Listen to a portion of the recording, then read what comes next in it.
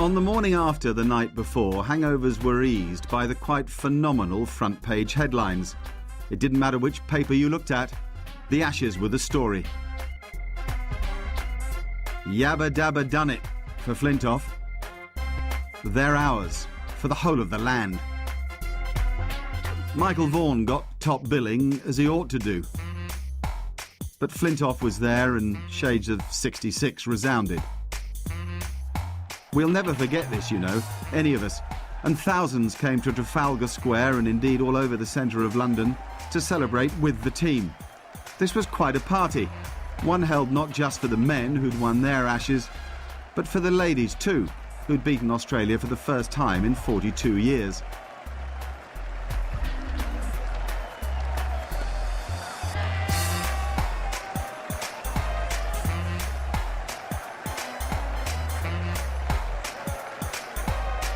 This was as special as anything you could imagine because it united a country, and best of all, it made cricket important again.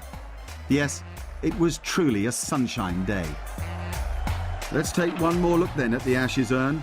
What an achievement it was to win it, and what a thrilling thing to have played in, and indeed watched, the very greatest series of them all.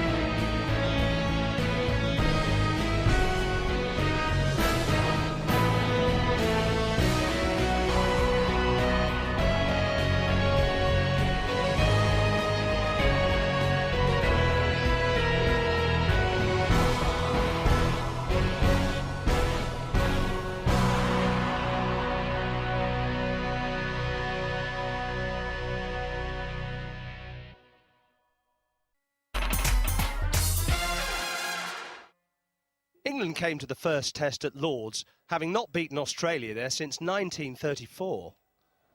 The long levers, laser-like precision and superb wrist action of Glenn McGrath ensured they will have to wait another 4 years.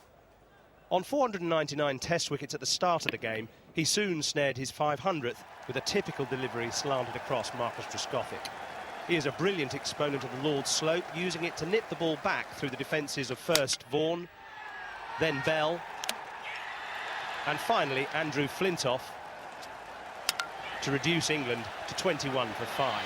His real skill is in pitching two balls on the same spot and making one, the blue one, go straight on, and the other one, the red one, nip back down the slope into the stumps. He was relentlessly accurate outside the off-stump, nipping back down the slope to the right-handers on middle and leg lines, across towards the slips to the left-handers. Only Kevin Peterson provided any real resistance, and even had the audacity to plant McGrath onto the pavilion balcony. But otherwise, England's first effort was a sorry tale of submission. In their second innings, Australia's chief wicket thief, Shane Warne, ensured they had no chance of making the 420 they needed for victory. With brilliant sleight of hand, he bamboozled the batsman with orthodox leg breaks spun sharply from out of the rough. Then the front of the hand slider which goes straight on, and nobody seems to be able to pick. Certainly Trescothick wasn't, playing for turn and being caught at slip. The three-card trick he used for Ian Bell was a masterpiece of deception. Two big turning leg breaks outside the off stump, well left by Ian Bell. Then a slightly straighter leg break, which didn't turn and trapped him plumb LBW. England lost by a massive 239 runs and will have to be far more positive against the Australian bowlers if they hope to wipe those satisfied smiles off their faces.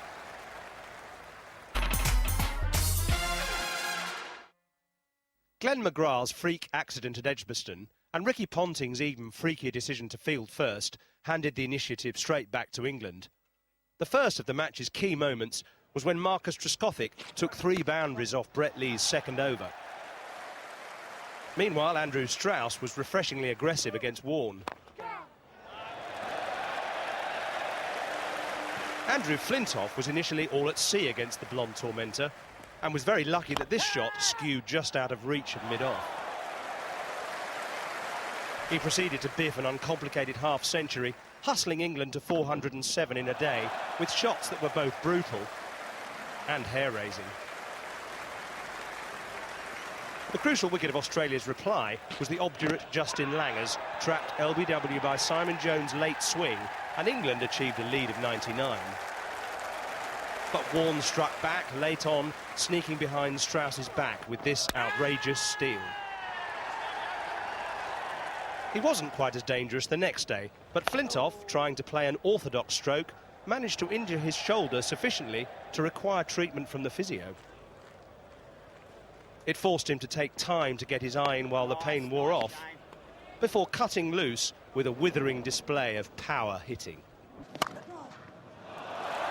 Flintoff then turned from batting destroyer to bowling demon, his dramatic first over severely denting Australia's chances of making 202 to win. His hostility was too hot for Langer. Then after a couple of in-swingers to Ricky Ponting, he delivered a perfect outswinger to send the Australian captain back to the hutch for naught. Michael Clarke engineered a partial recovery, ended by Steve Harmison's delicious slow swinger, the last ball of Saturday's play. And so to the heart-stopping denouement of Sunday morning. When Warne's spirited resistance ended in this bizarre way, it still left Australia's last pair needing 62 to win. Gradually they whittled the target down, helped by some gimmies from the England bowlers. They seemed destined to win, and with 4 required, Brett Lee slapped a full toss to the cover boundary. Luckily for England, it was intercepted by Jones, putting Michael Kasprowicz back on strike. 2 balls later, Harmison's snorting lifter gloved the number 11. Geraint Jones scooped up the catch, and a jubilant England had won one of the greatest test matches in history. The Ashes had come alive again.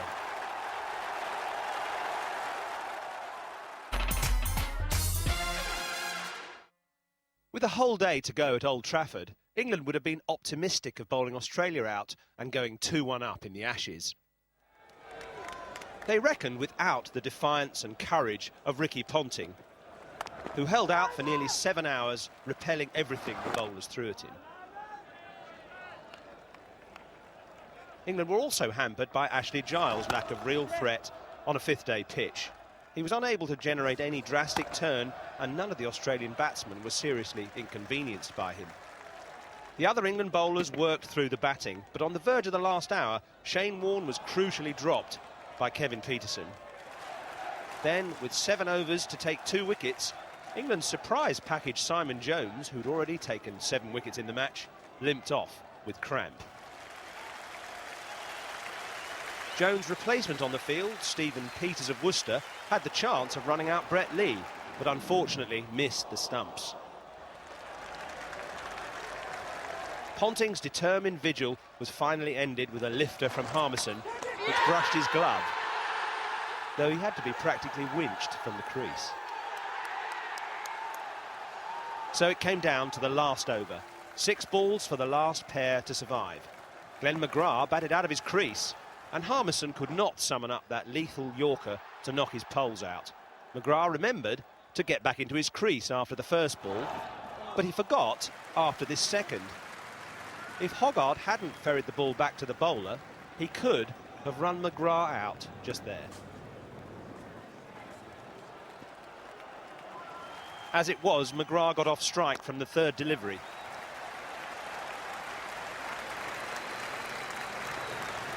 Then, with the tension at its height, Lee calmly negotiated the rest of the over.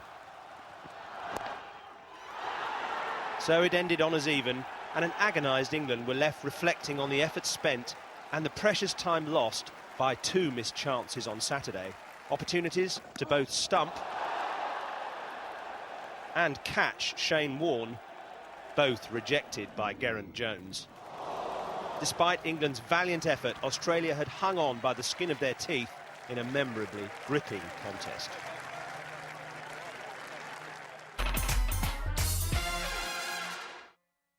At Trent Bridge, with the series score 1-1, Michael Vaughan won an important toss, and Australia, without the injured McGrath, struggled to keep the lid on England's scoring.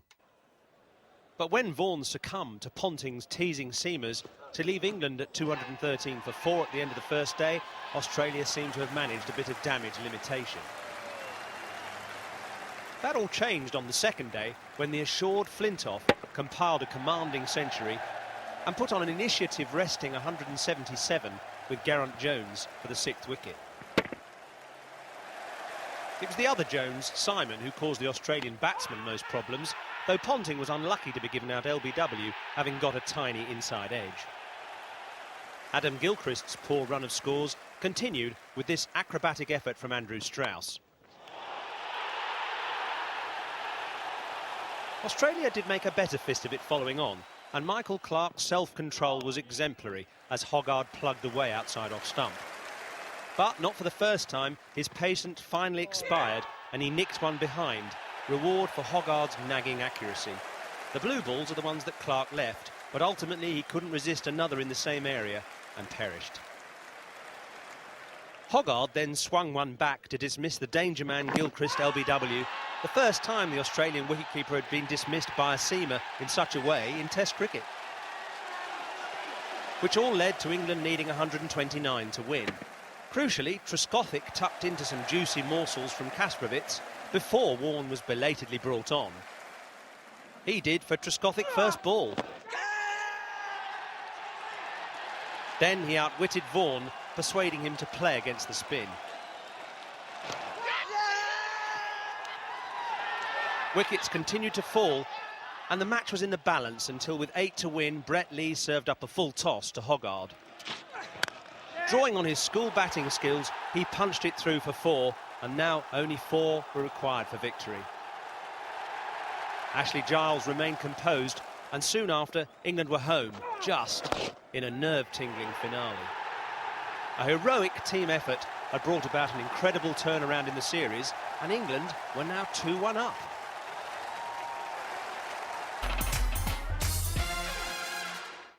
Two-1 up in the series, England only had to draw at the Oval to regain the Ashes, and when they won the toss, that looked a distinct possibility.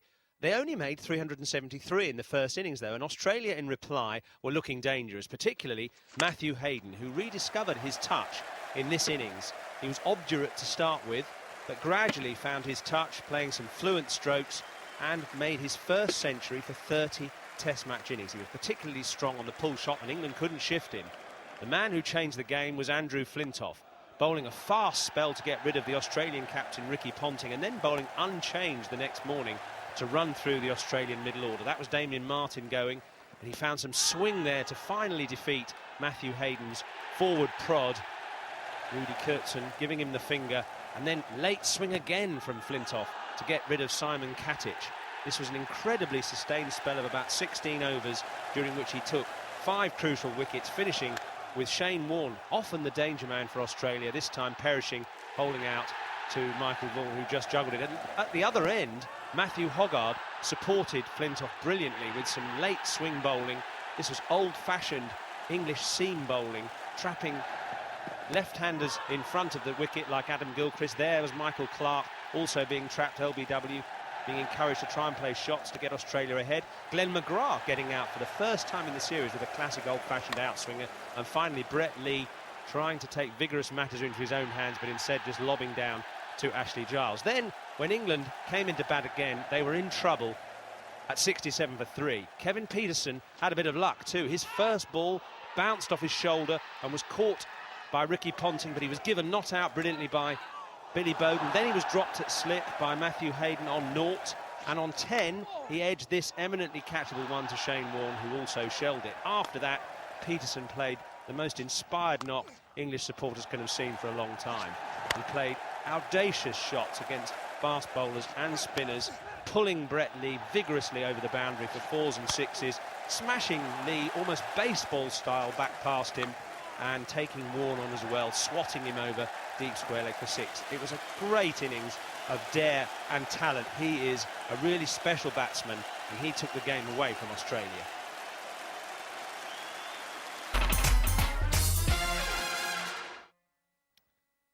So, after the euphoric scenes of the Oval, it's time to put the spotlight on why England won the series. Reason 1. Adam Gilchrist continually getting out to Andrew Flintoff. He just had terrible trouble with Flintoff's angle and hostility in every test match. England worked out a plan for him before the test series started in the one-day series, and he just couldn't deal with the awkward angle, the occasional bit of swing there, just pitching the ball up a little bit more and getting that old ball swing. Gilchrist used to average 61 against England. In this series, it was only 22. Reason 2, Michael Vaughan's inventive captaincy, setting innovative fields, like this one to Matthew Hayden. Matthew Hoggard running into bowl with a man right in Hayden's eye line, and he's a favourite driver, and he had to skew it wider, and he was out first ball. Reason 3, Simon Jones's reverse swing.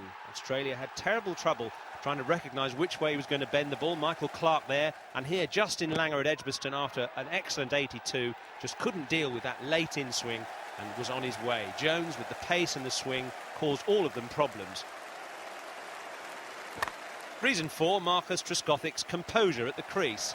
Never flustered, always capable of dealing with anything the Australian bowlers threw at him, always getting England off to a sound start. Reason 5, Kevin Pietersen's pyrotechnics. An explosive player hitting the ball to strange places, though sometimes straight, but often over the mid-wicket boundary to all bowlers. They just couldn't bowl at him at all at the Oval, and he took the game away from them. Reason 6, Glenn McGrath, who was absolutely lethal in the Lord's Test, but injury and age reduced his pace and his potency, and at the end, he was a bit of a trundler, really, that even Ashley Giles could put away for 4. And reason 7, England's inner strength and self-belief that brought about this dramatic win at Trent Bridge, the tail enders scoring the crucial runs and getting the crucial victory.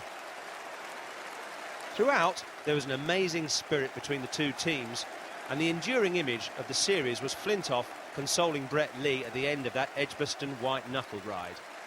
But England triumphed in the end because they are an immense team. So, after 18 years, England have finally regained the Ashes. What a story, what a side.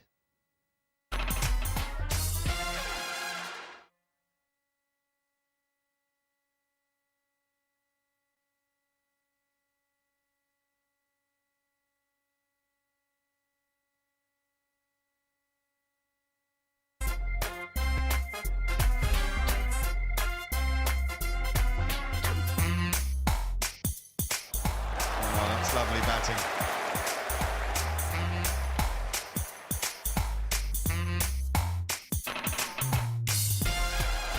I like that. That was a beauty.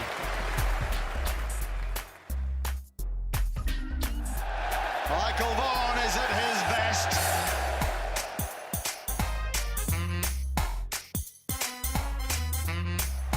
That's Michael Vaughan's 15th century. And he's 4th against Australia.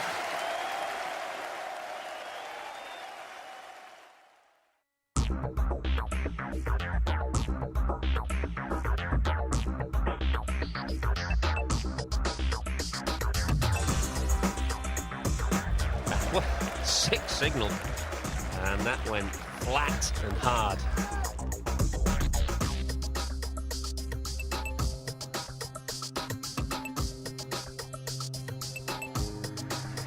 That was nicely put away by Ponting.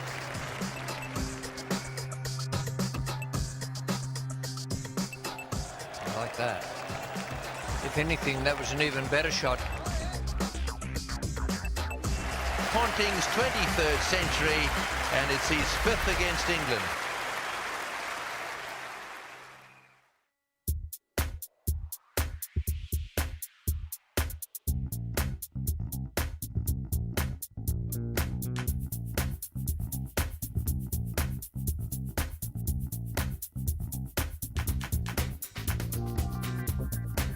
Flintoff has got onto one and also got onto 50.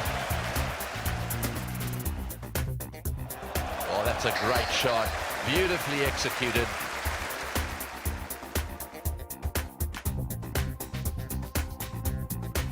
And he stands up and he's being counted in this series. What a superstar.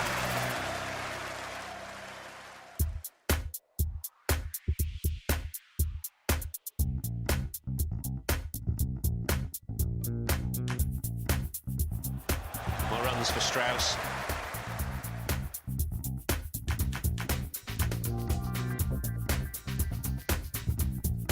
That'll be 4 and that'll be his 50.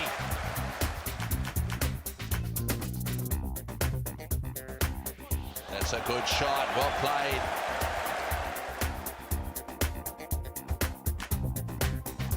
Oh, good shot. That's his 100. This has been a superb knock.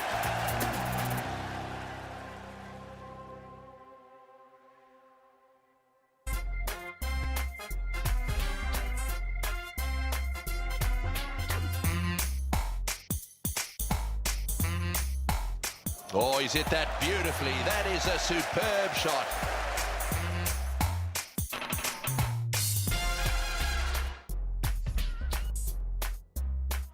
Oh, that's a heck of a strike. My goodness. This is like one-day mode for Peterson. He is back on it again today, just when needed.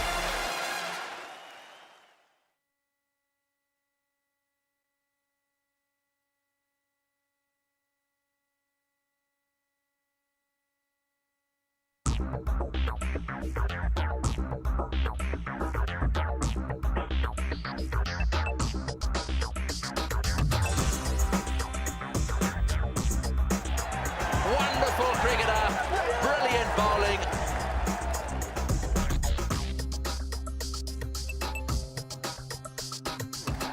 McGrath is on song here at his very best. Bourne fought and fought, but he couldn't keep out the master.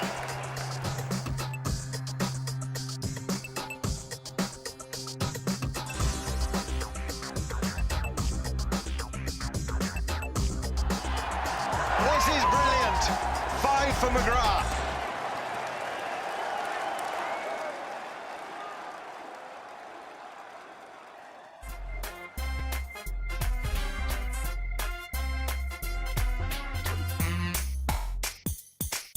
Bowled him! How about that? Absolutely brilliant from Shane Warne.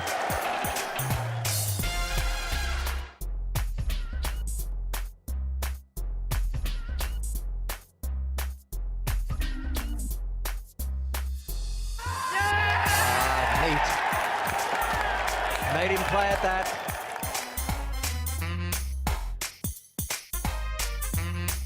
He's brought his team right back into this game.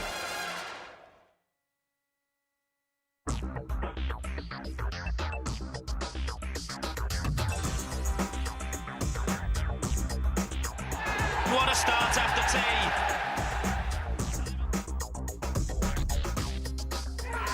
Simon Jones comes on and first ball again.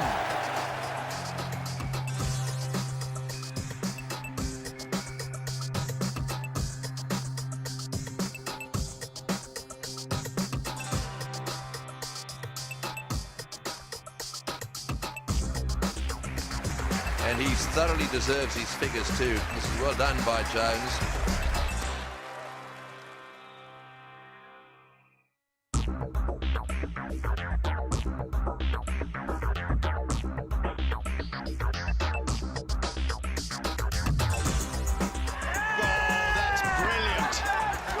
Magnificent cricket this from the Australians, and as so often led by Warne.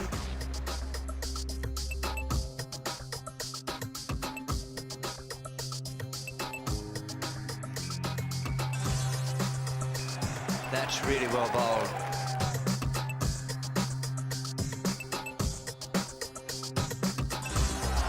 It's a great performance from Shane Warne. A 5-wicket haul on the first day of a test match.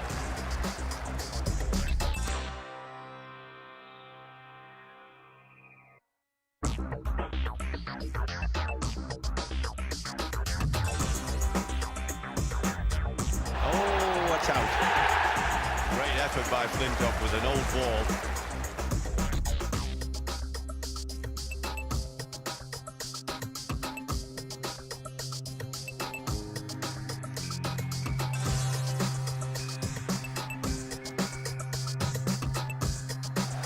This is a huge performance from Andrew Flintoff.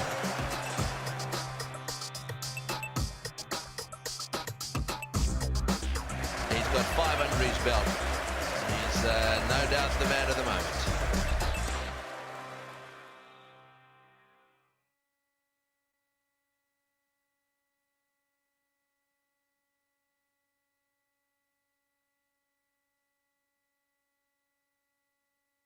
Well, today we're just going to focus on this summer, which has had so much to enjoy. And, of course, with the Ashes at stake, there's a sort of an added piquancy to the whole thing. And we've got the boys collected again. Let's start, Simon, with your thoughts. OK, well, I think there was one place where the atmosphere did rival today at the Oval, and that was at Lord's when England bowled the Australians out for 190. Then England will reduce themselves to 21 for 5 by Glenn McGrath. Kevin Peterson, in his first test, battled through, got to 20, took a long time. And then on the second morning, this happened.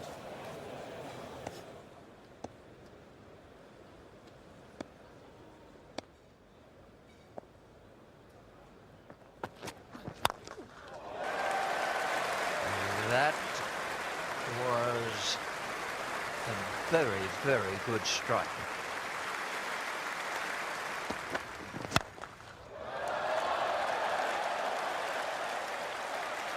A big hit. Well, this is the most magnificent stroke. The first one was a bit of a baseball hit, but this one is technically perfect, straight as a die.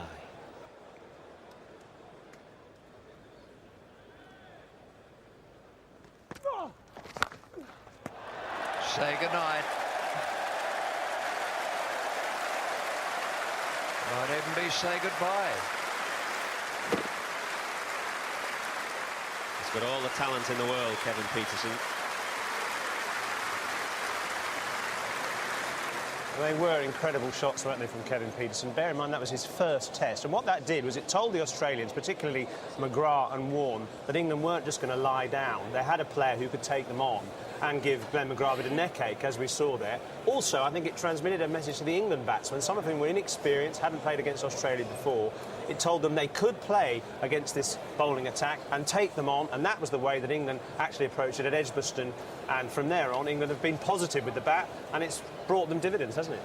Tony, there's something in the fact that you South Africans come over here and call the shots a bit, isn't there? Of course. I don't know what it is. No, look, when you come to a country like England and you've come from overseas, I suppose you've really got to stamp yourself. To get noticed, you've got to do something in a hurry. But, you know, that positive attitude of South African cricket's always been there, and I think that's a very important aspect of the game. And, Michael, it's been important for the Australians to have somebody stand up to them, really, which he's done.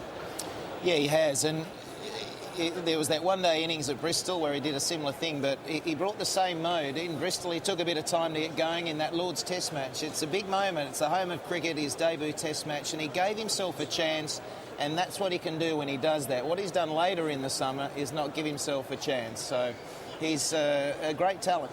No, now, not surprisingly, you've picked something as a moment of the summer that's slightly more Australian-based. Yeah, look, I just think the pivotal moment for Australia, a negative pivotal moment, was the warm-up leading into the second Test match. They won in grand style at Lord's, and it was Glenn McGrath treading on that ball trying to catch a football. And as soon as he was ruled out, that was a huge shock to Australia. They were preparing, and McGrath was in the side. He's out, so that's the first pivotal moment of the summer for me that went against Australia. And then the second one was Ricky Ponting's decision when he won the toss. We can have a look at Glenn McGrath rolling around in agony here. He was going to catch the rugby ball in a bit of pre-game exercise, going to catch the rugby ball, and as he caught it, he stumbled on a cricket ball that was lying loose on the outfield, went over on his ankle, was in serious pain, went white as a sheet, was then put on the buggy, and obviously they've had a look at it. He was rushed off in a cab, and he's now gone to hospital for x-rays. So this is pretty bad news. Michael Vaughan and Ricky Ponting, we're ready for the toss. Here it goes. Heads. Heads is the call. It is a head, Ricky. Heads it is. Ricky Ponting has won the toss. What are you going to do, Ricky? We're going to have a bowl this morning, mate, with the overhead conditions the way they are, and the wicket probably being still a few days behind, even after a couple of days of sun. Hopefully we can do some damage this morning. Well, I'm still surprised when I hear those words. You know, we're going to have a bowl, given that Glenn McGrath had just been ruled out, and you know, conditions didn't look that bad. And it needed to be the batsman now taking charge, and the other factor was Shane Warne, the other match winner for them, was going to have to bowl on day one, and it's leg spin, so it didn't add up for me. To me, that has swayed the series towards England. Yeah, he's a lovely man, that Ricky Ponting, isn't he? He likes England so much. He just changed the series for us. It was the most stupid mistake he'll probably regret all his life. On a slightly different note, the loss of Glenn McGrath to any team, Richie, I mean, you've got him right near the top of your list of all-time bowlers. There's a double hitter. Firstly, he takes wickets, and secondly, he drives up an end. Yes, he does, and that was a cruel blow, the fact that he was out in that test, and then missed another one as well, and wasn't fully fit for old Trafford either. So it just made a big difference to the Edgbaston test. It turned out to be an absolute nail-biter, that game, and it's my favourite moment.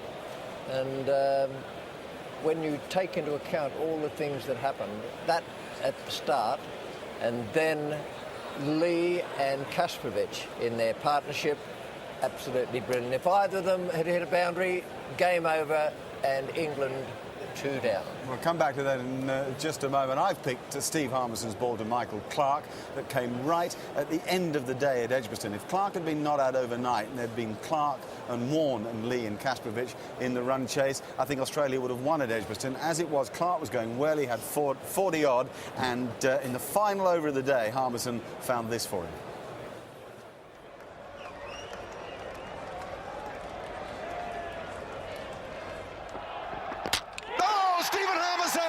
With a slower ball, one of the great balls. Given the moment, given the batsman, and given the match, that is a staggering gamble that's played off for Harmison. He bowled it perfectly. Yes, it certainly was a magnificent delivery. He's disguised it superbly. He changed his grip very late, bowls it like a little leg cutter, and he's gone over the top of it. That is superb bowling. One of the most remarkable finishes to a day's Test match cricket you could ever see.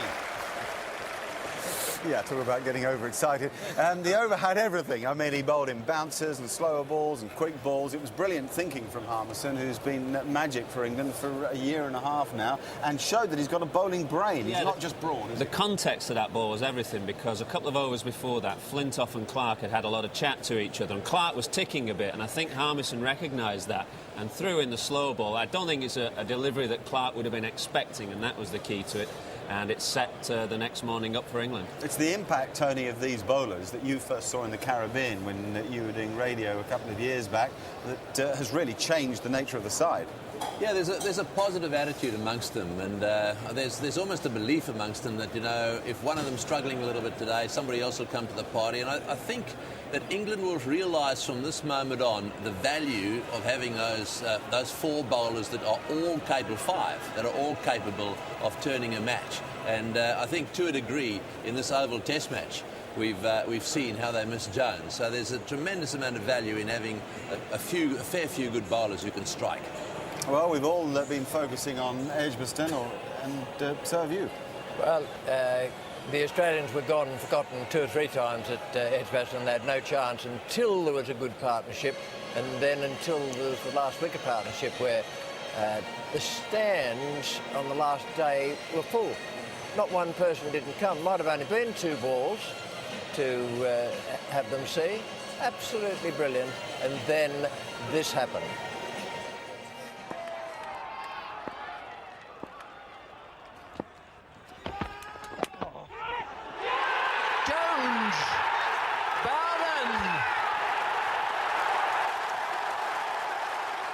There is one final incredible piece of intrigue about this game. Now, just watch Michael Kasparovich gloving the ball here. Now, the law of cricket says that you're out if you glove the ball if both hands are on the bat. But if one hand is off the bat when the ball hits the glove, technically that's not out. Now, have a look here. As Kasparovich is gloved, the bottom hand, his right hand, actually comes off the bat, and the ball hits his glove at that point, just when his glove is out of the bat or away from the bat handle. But Billy Bowden would have had an incredibly difficult view there. He would have thought that probably the glove was still on the bat handle, therefore he gave it out. And who's complaining? The intriguing thing from that was that those 2 side-on shots that we showed that Kasparovich definitely wasn't out because the glove was off the bat.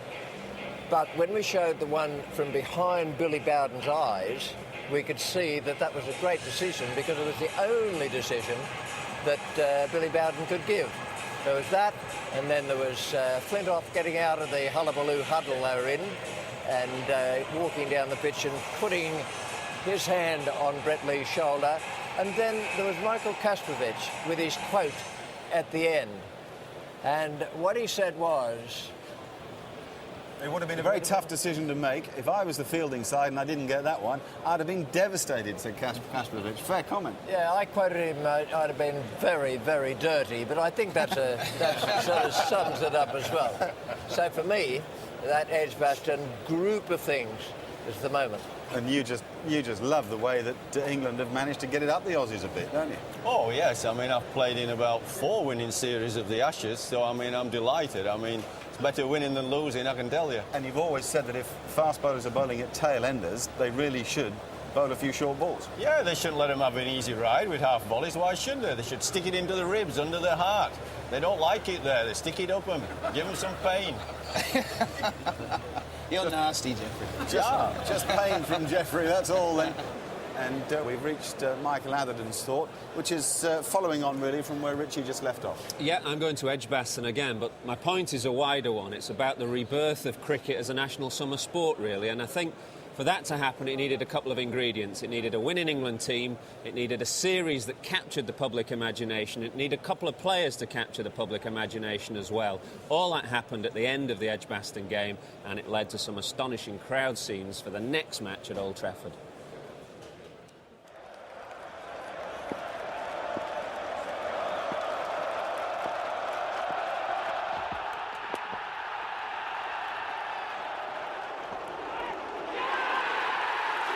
Jones has somehow managed to scramble across and dive and get both hands around the ball. And it'll be something like, I want to tell you, I've got great admiration for you and the way you guys played this match. It was quite extraordinary getting to this ground this morning. There were, first of all, hundreds of people, and there were thousands of people, all already queued up. They all wanted to get into the ground. Yeah, it's been 25 years, I think, since English cricket has seen scenes like those. 1981 probably the last time, and I just think this series, the emergence of Flintoff and a winning England team has set English cricket on the path again. Richie, you've been involved with the Spirit of Cricket. You gave the Spirit of Cricket Cowdrey lecture, and you've also waited a long time to see the game in this country quite so high. 1953, when the Ashes were won here at the Oval. 1997, one match. England won the first at Edgbaston. Euphoria all over the country. Absolutely magnificent. 1981, the whole series after both of them had been sacked and all the things came under Brearley. Now, I've never seen anything like it. And Brett Lee's played his part, hasn't he? He's been a shining star. Yeah, he has. He really has. And it was just a fabulous picture, wasn't it, at the end of that Test match at Edgbaston. But Shane Warne's a standout. But Brett Lee has just shown, you know, all the spirit in the world. A losing side, Australia, and he's come out on top. He's captured the imagination of the English, which when you're away from home, that's hard to do. But he's a lovely man, and he's played some tough cricket. Flintoff's your man, isn't he? Definitely. He's England's best bowler, he's England's best player, and I thought it was very important when he bowled at the most destructive batsman in world cricket, which is the Australian wicketkeeper. I think he averages over 60 in the Ashes series. His test average is, 56 before he came here for the series. Very, very important that England got him out cheaply, got him down, sapped his confidence. He's a really big wicket, and when Flintoff bowled at him early on in the series, got him out a few times, they were really, really big wickets for England.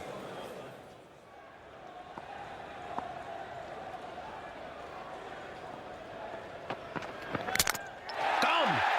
Flintoff, what a wicket that is. He's got the wood on Adam Gilchrist at the moment, no question about that. And he sneaked one through his defences this time. It's the one coming into Gilchrist from these quick bowlers bowling around the wicket that poses the problems.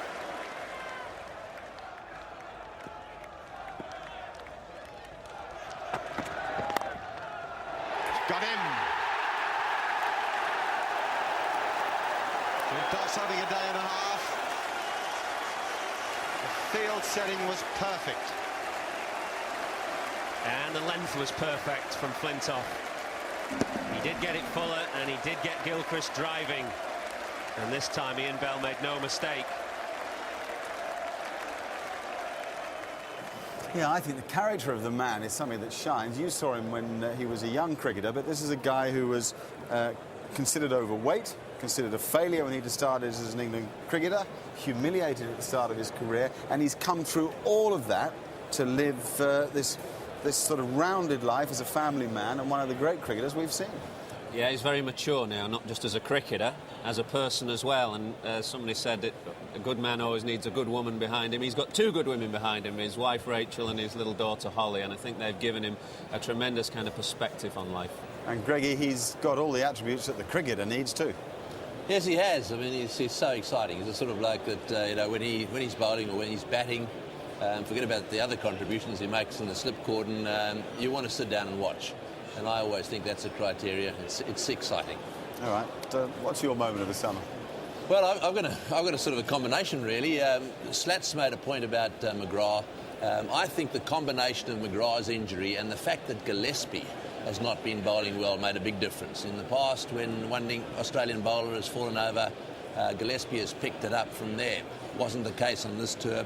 But more importantly than anything, I think the England team have stolen a bit of a march on other sides, certainly on Australia, when it comes to reverse swing. They really have got the middle order all over the place, swinging the ball the wrong way in particular. Jeff touched on that with Gilchrist, and there were a few others that couldn't handle him as well. Have a look at this.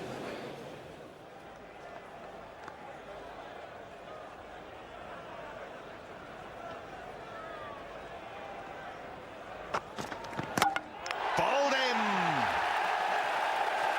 What a little ripper. The reverse swing. It came back at him on this occasion. Top of off stump. And there's the cartwheel. Gee, that's a good ball straight after a break. Right on the money.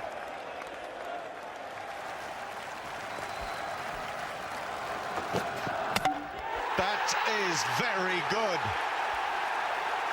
The swing works, the Oracle again. Quite brilliant from Simon Jones. What a great piece of reverse swing.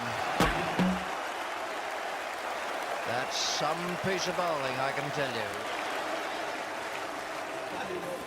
Well, if you're a batsman, that sort of thing is enough to drive you around the bend, isn't it, Farah? I wouldn't sleep at night if that happened to me. I mean, it's a great point, because that has been a huge factor on the series, and England have been able to bowl the reverse swing, and that's why Simon Jones not playing in this final test match is a big blow for England. It is very hard to face, particularly if you're a new batsman. Simon? Well, what also is quite interesting about the way England have bowled reverse swing is that they bowled length reverse swing rather than like Wacker and Wasim used to bowl full mainly, and Yorkers and things like that. England have mainly stuck to a length, and it's given Flintoff an extra ingredient in his bowling, being able to move the ball as well as being extremely accurate. And also, I think it's removed England's need of a top-class spinner, because you've got a dry pitch. They haven't really got a Shane Warne-type bowler, but they have got somebody who can make an old ball move in the air at great pace. I think what is interesting, though, Mark, is that here is the best side in the world for over a decade, with all the batsmen but Langer have been averaging over 50. And they haven't adapted to it until this final match, when we've seen the opening partnership between Langer and Hayden. They've been playing very hard hands, taking the ball early on the up, which is what they do in Australia on flat pitches. They've murdered bowling around the world, and it's taken them until the Oval to really adapt to it, and that's puzzling, and that's been their downfall.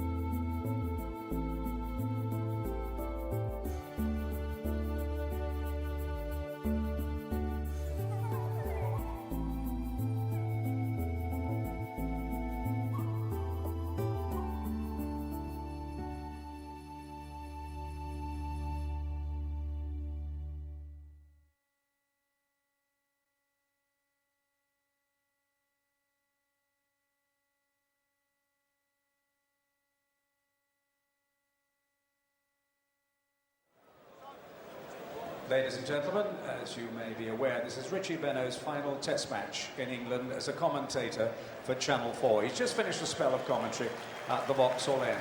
I'm sure you'd like to join the England and Wales Cricket Board and Surrey County Cricket Club in acknowledging the great contribution that Richie has made to cricket not only in this country but around the world. Richie, our thanks and best wishes.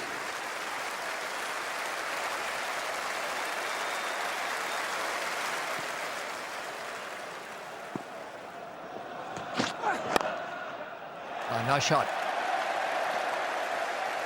300 up for England.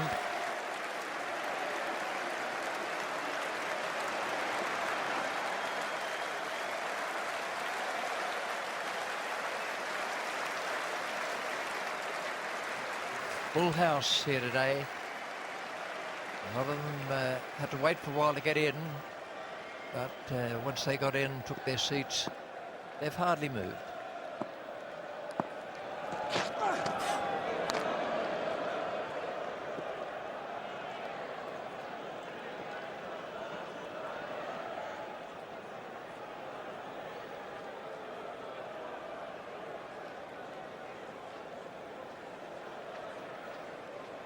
Stewart.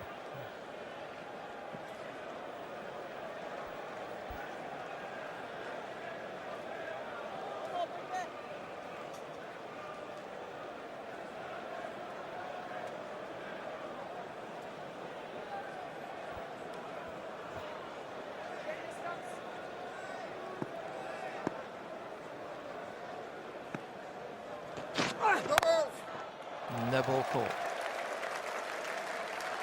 And it's been a splendid partnership between Peterson and Giles. Peterson, the one, had he gone, the Australians might have been through.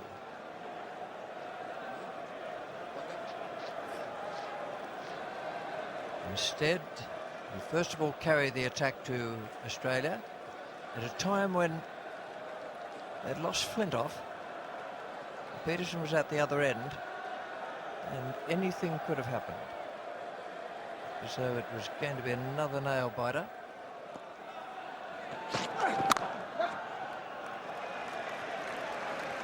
And instead Peterson stands out in the centre of this great ground now. 153 not out, gone to 154 now.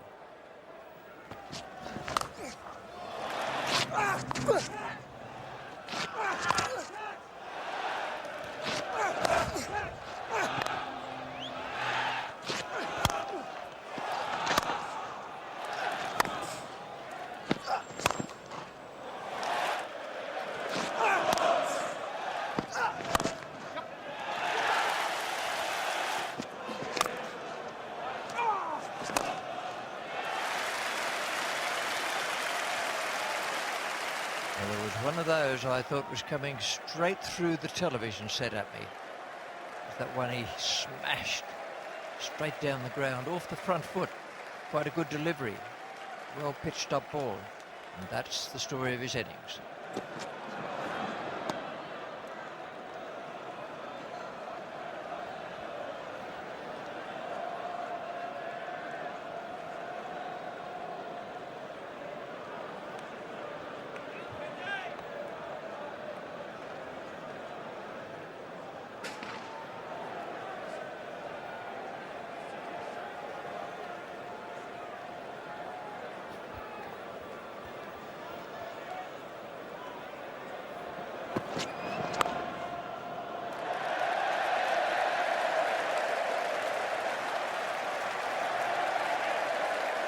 England have played their way out of trouble, and with that sometimes comes a bit of good fortune.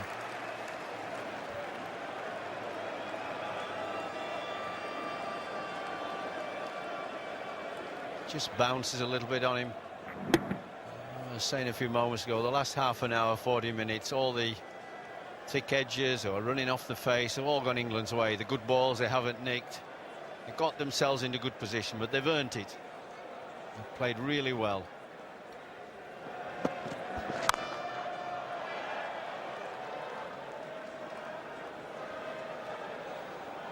We've had all sorts of music here today. Land of Hope and Glory and the national anthem, Jerusalem, before we started. I always carry a lot of music around with me, and one of the great ones for me is Andrea Bocelli and Sarah Brightman sing that duet, that wonderful duet, Time to Say Goodbye. And that's what it is, so far as I'm concerned. Time to say goodbye. I can add to that, thank you for having me. It's been absolutely marvellous for 42 years. I've loved every moment of it. And it's been a privilege to go into everyone's living room throughout that time. What's even better, it's been a great deal of fun. But not so for the batsman. McGrath has picked him up. Late in the day, he's got a beauty through Kevin Peterson. 308 for 8 now. Peterson will receive a standing ovation. He gets one from Shane Warne at the moment.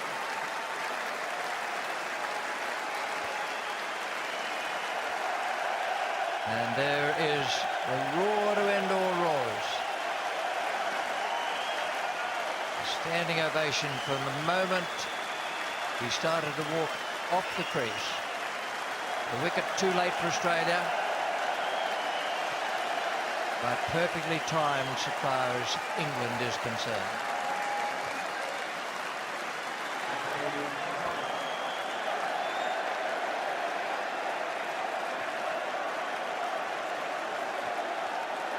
Peterson 158, 308 for 8 England.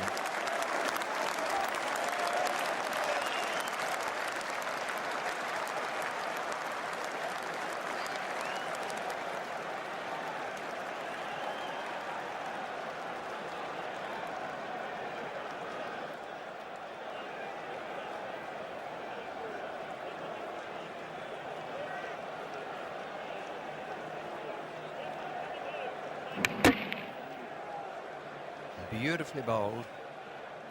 McGrath gets his man, and we've got our two men in the commentary box now, Mark Nicholas and Tony Greig.